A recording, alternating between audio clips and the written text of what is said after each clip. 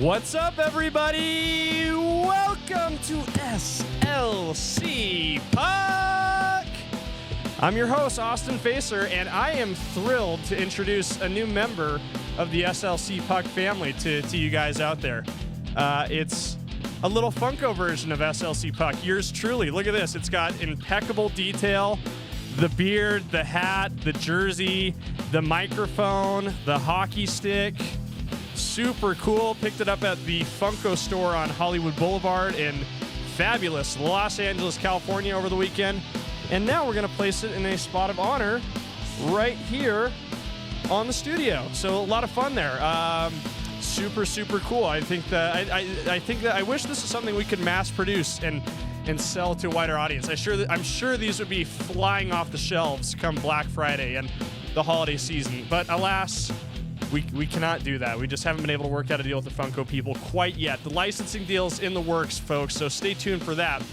But if you are looking for some great Black Friday holiday season shopping ideas, I'm not going to do a sale, but what you can do is go to slcpuck.shop, get yourself some merch, maybe a hat, maybe a t-shirt, some buttons, lots of good stuff there. It's all priced pretty good. That's why I can't put it on sale. It's all basically at cost. But I've set it up so if you would like, you can make a donation, and it does help improve the show and buy little nonsense items like this, right? So greatly appreciated. And every time you make an order, I try to do like a little video thank you, and that's your little treat for helping us out here at SLC Puck.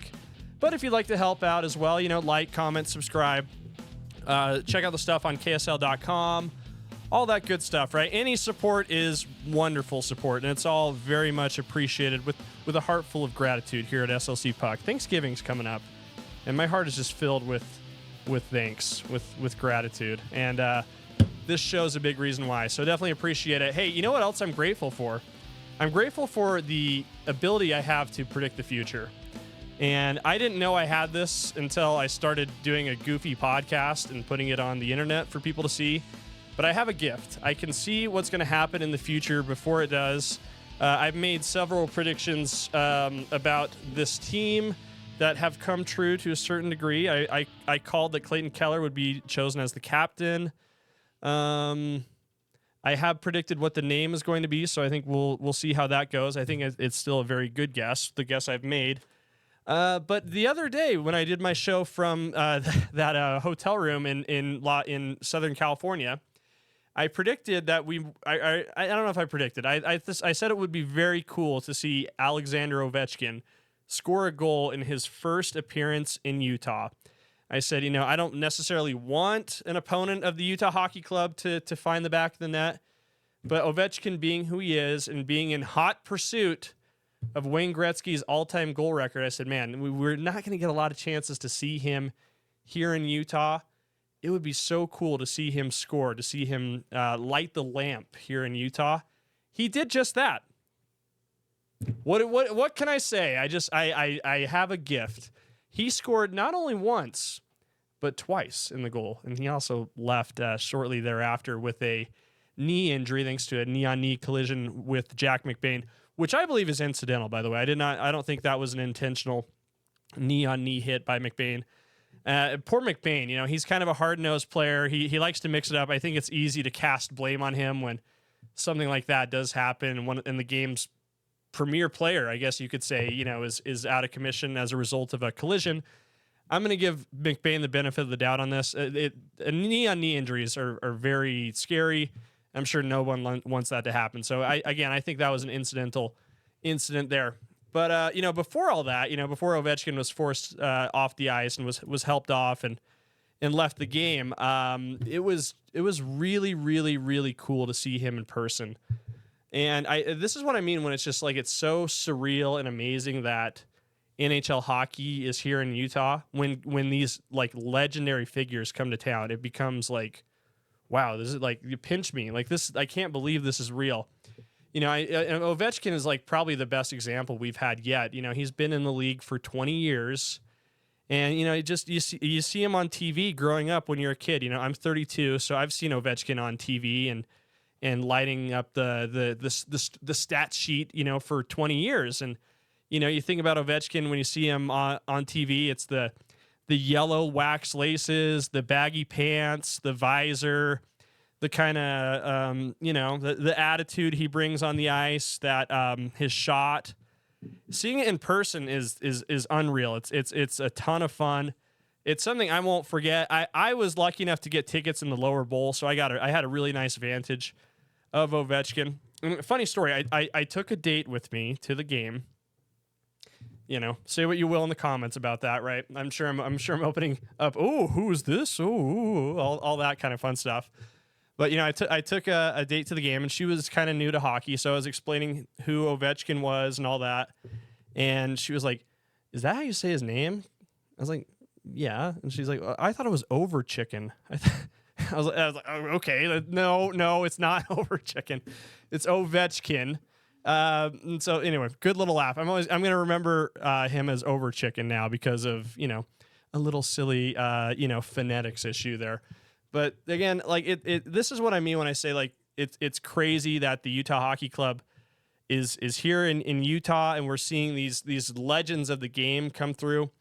The next big name, the next home game is going to have probably the most talented player in the history of hockey on the ice in Utah when the Oilers are in town to face the Utah Hockey Club on Black Friday on November 29th, I believe, against the Edmonton Oilers. Connor McDavid's in town, Leon Draisaitl, Ryan Nugent-Hopkins, a lot of huge names, but none bigger than Connor McDavid, who, again, this is not outlandish to say, might be the most gifted and talented player to ever play hockey. So it's going to be a lot of fun to see him. And that's going to be a big game for a lot of reasons, and I'll be able to tell you guys more about that soon. Big announcements coming for SLC Puck. That's all I can say. But before we get there, the Utah Hockey Club, it feels like we were just saying this the other day. They are about to embark on another brutal 4-game road trip. And I don't know if you remember. I mean, I said this right at the end of October, right when we were celebrating the spooky season there, when the set was all dressed up and all the trappings of Halloween and all that. There was another 4-game stretch. I was like, all right, this is scary. They're going into like a murderer's row situation. I'm spooked. I have the chills once again thinking about this road trip. It's a tough one. It's very, very, very difficult, and it comes at kind of an inflection point for this team, really. I think there's like some really big issues, some things that need to be sorted out, and I think we're going to see some real tests in resiliency and toughness out of this team. But, just to go over what the 4-game road trip is going to look like, Thursday kicks off tomorrow with a visit to Beantown, to the Boston Garden, the TD Garden, but we're going to call it the Boston Garden, to face the Boston Bruins, who just fired their head coach, Jim Montgomery, who, interestingly, was the most successful coach in the NHL during his time with the Boston Bruins. But you know what they said? You're not cutting it right now, big boy, big Jimbo. We're cutting you loose. And so I think we're going to see a really interesting, team in Boston. I think that's going to be a really tough one. I think the hope is that there's been a fire lit under the guys under the Bruins feet or butt or whatever. Be like, hey, we're not afraid to start shipping guys out and making big changes if you guys don't turn around and be the team that you guys should be, right? They're kind of in the middle of the road right now, underperforming a little bit. So I think that's going to be a really, really interesting matchup to see for Utah. And we'll try to get a post-game show for you guys afterwards. I try to do post-game live shows as often as I can after the games. Obviously, I have a hard time doing that when I'm at Delta Center. And yes, I am caving. I'm calling it Delta Center. I'm dropping the. It's Delta Center. Yeah, I'm not happy about that. Anyway, so we'll see how that goes. That's going to be on Thursday, of course. Saturday, they continue their road trip by going to Pittsburgh to play the Penguins and Sidney Crosby, another team that's somewhat underperforming. And, with just a few years left of Sidney Crosby being the effective player he is, he signed a 2-year contract extension over the summer. You get the feeling of fires lit under those guys as well. And, a win over Utah could be a confidence builder for them. All these teams that they're playing over this next stretch, and this feels silly to say because every night, every team wants to win, but they're facing 4 teams who really, really, really need to get wins and probably see Utah as a very winnable game. So that's what makes me nervous. Boston and Pittsburgh being the first 2. The third is a real toughie. They're gonna go north of the border to face the Toronto Maple Leafs. And again, they've got one of the most elite lineups in hockey. If you're new to hockey, I've referred to these guys as the Dallas Cowboys of the National Hockey League. Like, that's who they are in terms of legacy and status, I guess you could say. But they're playing a lot better than the Dallas Cowboys. They have a lot more wins than the Dallas Cowboys this year. They're sitting at second place in the Atlantic Division with an 11-6-2 record. Austin Matthews, Mitch Marner, William Nylander, you know the guys. I mean, that's a really, really tough matchup. Third game of a road trip. I'm not feeling overly optimistic about that one. But on Tuesday, to wrap it up, they'll be facing the Montreal Canadiens, who right now are one of the worst teams in hockey. And I think their head coach, Martin St. Louis, is probably on the hot seat right now as well. So, but again, this is a tough matchup. It's filled with big names, filled with superstars that they're facing night in, night out. 4 games, 6 nights. We're talking 4 different flights, night in a different hotel room. These guys are going to be very tired come Tuesday. And, I am seeing this as being a really critical moment right now for the Utah Hockey Club. As I've said before, and I'm not going to try to butcher it, I say it every episode, my good friend Trent, who does the Clean Hits hockey podcast, go ahead and check them out if you haven't already. If you're listening to me and you're not listening to Clean Hits, my only assumption is you don't really care that much about hockey. If you cared about hockey, you would be listening to the Clean Hits guys because they do a much better job than I do.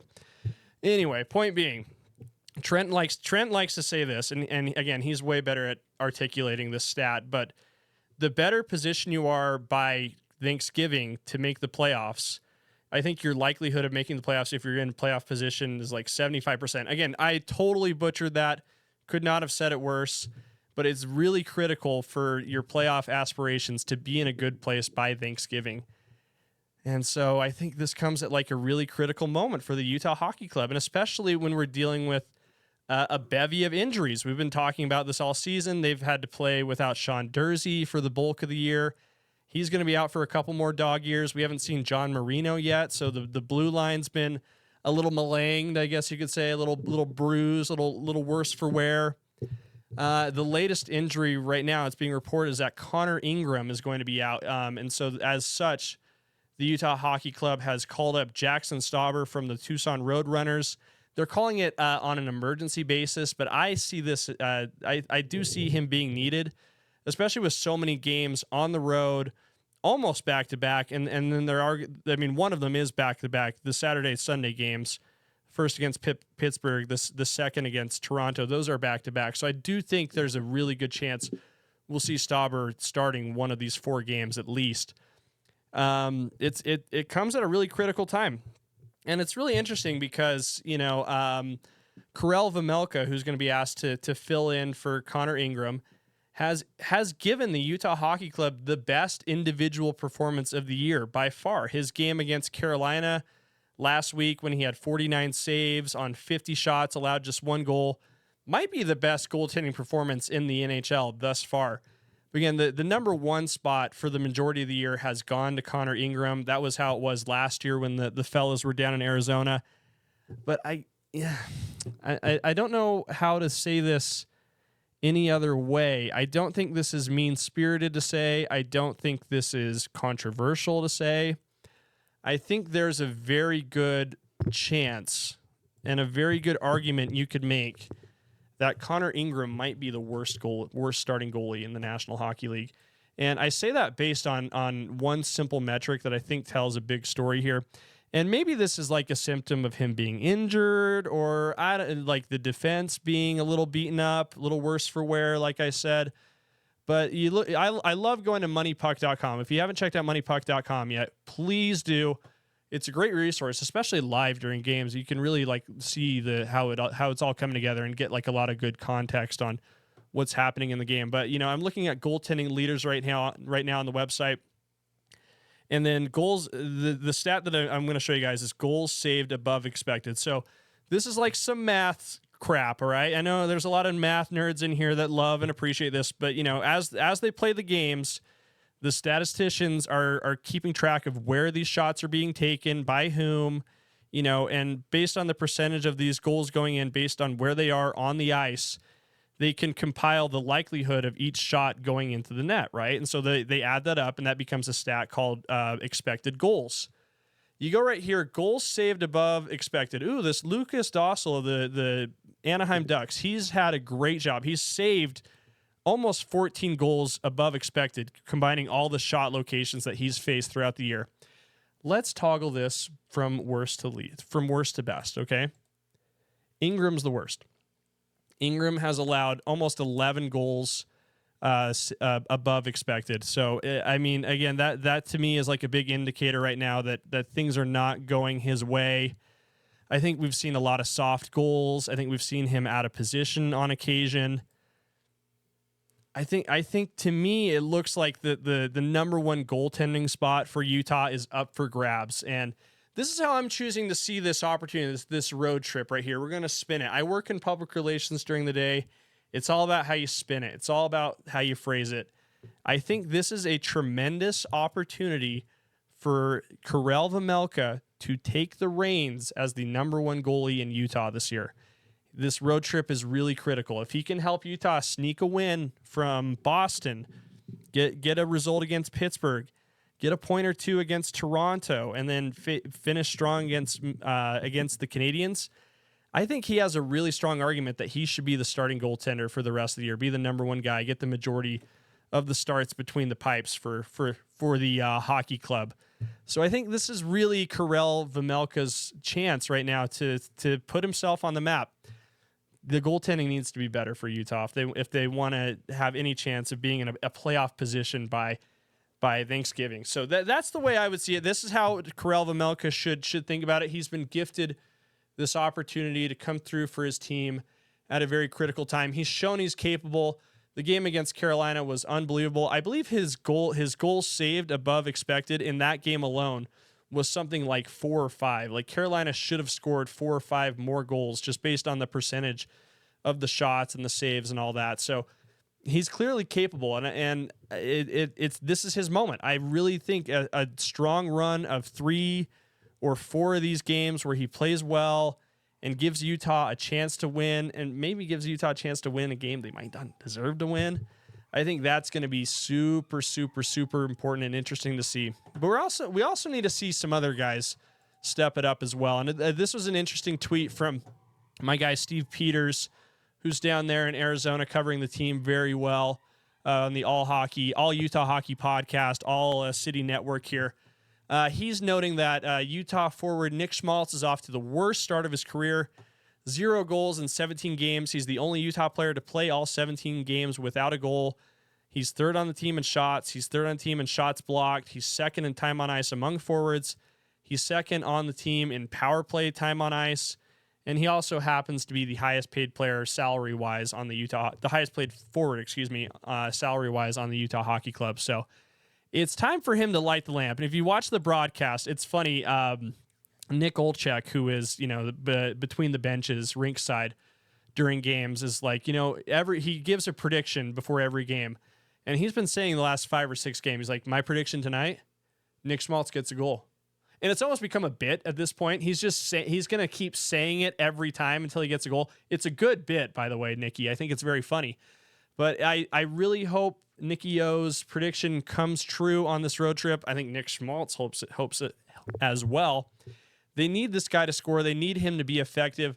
The power play has gone stagnant. It's stale right now. I'm looking right now, and this is a little something that the Utah Hockey Club Public Relations puts together at the end of each game.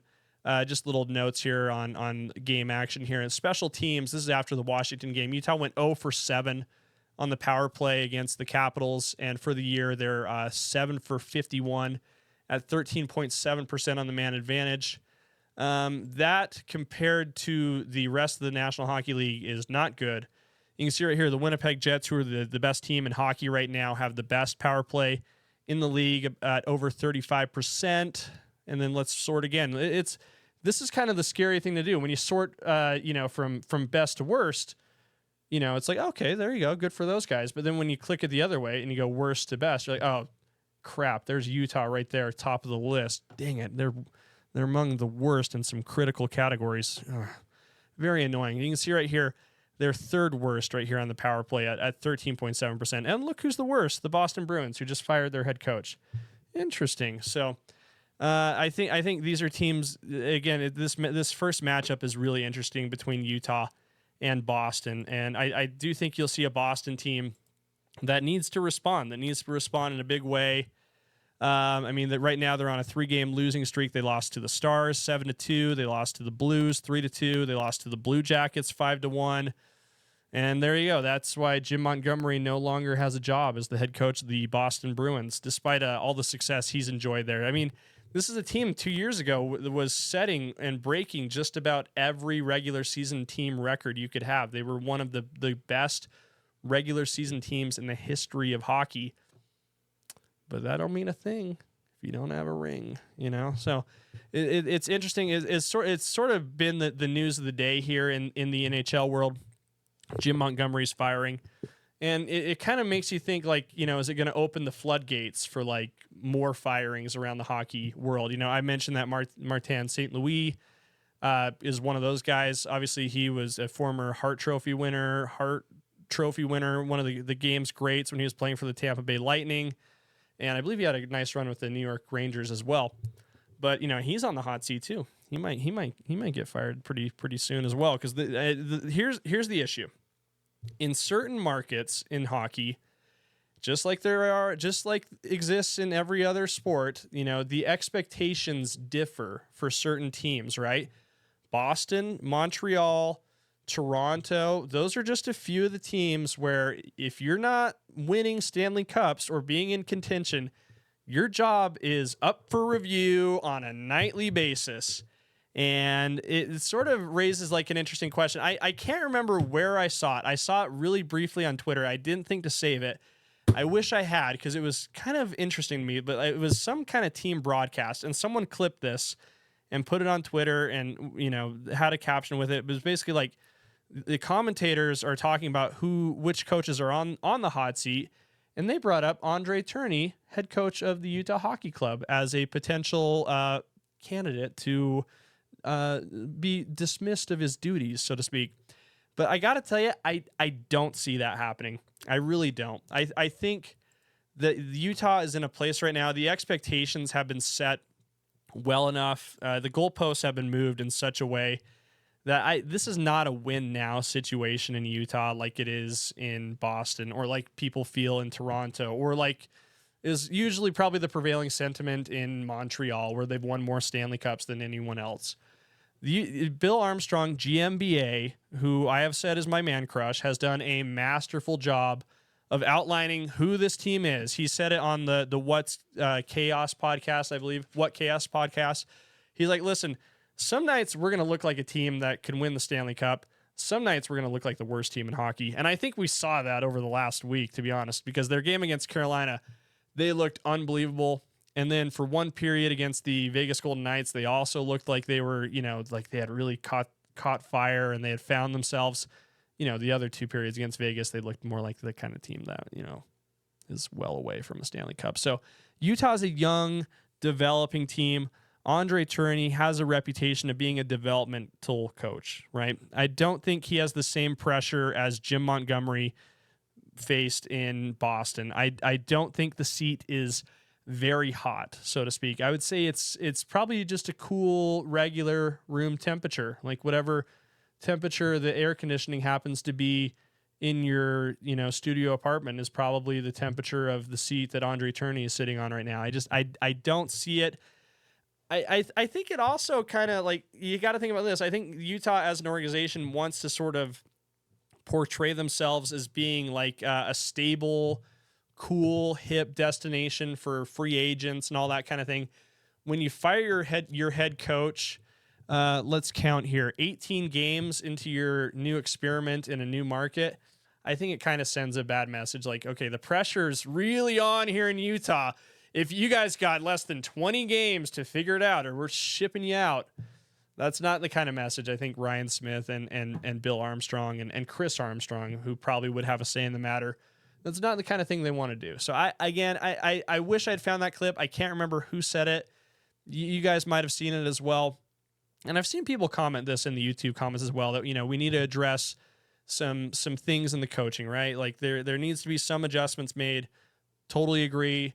I think Nick Schmaltz, they got to figure out how to get him more involved. I think getting him involved on the power play is going to be really critical. I think you fix that problem, you fix two birds with the same stone. That expression doesn't really work.